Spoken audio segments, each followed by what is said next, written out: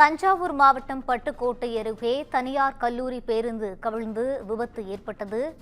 கல்லூரி பேருந்தை மதுபோதையில் ஓட்டுநர் இயக்கியதாக காயமடைந்த மாணவர்கள் குற்றம் சாட்டியுள்ளனர்.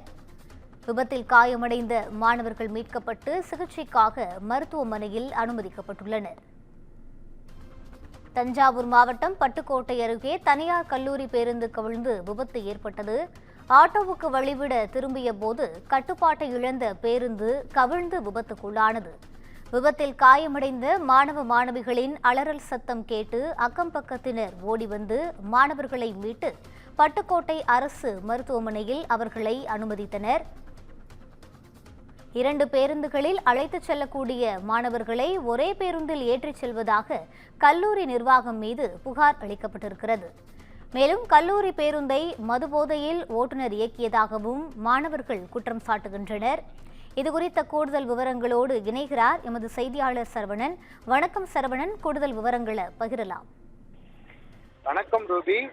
தனியார் கல்லூரி பேருந்து விலை நிலையத்தில் கவிழ்ந்து விழுந்ததால் விபத்துக்கு ஏற்பட்டது. 50க்கும் மேற்பட்ட மாணவ மாணவிகள் படுகாயம். ஓட்டுநர் மது போதையால் இருந்ததாக மாணவிகள் குறிப்பிட்டுள்ளனர். தஞ்சாவூர் மாவட்டம் பட்டுக்கோட்டை சுற்று வட்டார பகுதியிலிருந்து ஏஆர்ஜே என்ற தனியார் கல்லூரி பேருந்து 100க்கும் மேற்பட்ட கல்லூரி மாணவ மாணவிகளை ஏற்றிக்கொண்டு மன்னார்குடியை நோக்கி சென்று கொண்டிருந்த போது அப்பொழுது பரவத்தூர் அருகே சென்று கொண்டிருந்த போது எதிரே வந்த ஆட்டோவிற்கு சைடு வழங்குவதற்காக வாகனத்தை திருப்பியதாலும் கல்லூரி வாகனம் ஓட்டுநரின் கட்டுப்பாட்டை இழந்த நிலையில் தடுமாறி அருகே இருந்த விளைநிலத்தில் கவிழ்ந்துள்ளது விபத்துக்கு உள்ளானது.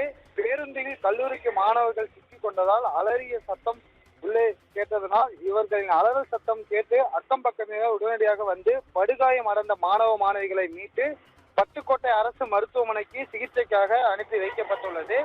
கல்லூரி பேருந்து ஓட்டுநர் தன் நிலை மறந்த போதையில் இருந்ததாகவும் கூறப்படுகிறது. விபத்து பற்றி மாணவ மாணவிகள் கூறும்பொழுது பேருந்தில் 100க்கும் மேற்பட்ட மாணவ மாணவிகள் இருந்ததாகவும் கூட்டம் அதிகமாக இருப்பதாலும் 2 பேருந்துகள் இயக்க வேண்டும் என பலமுறை கோரிக்கை வைத்துள்ளதாகவும் சொல்லப்படுகிறது.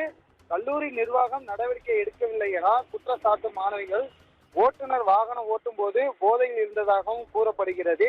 இவர் ஒவ்வொரு நாளும் வாகனத்தில் மது போதை இயக்குவதாகவும் அதை பற்றி கல்லூரி நிர்வாகத்திடம் பலமுறையும் கூறியுள்ளதாகவும் மாணவிகளும் கண்டுகொள்ளவில்லை என்று மாணவிகள் கூறுகின்றனர்.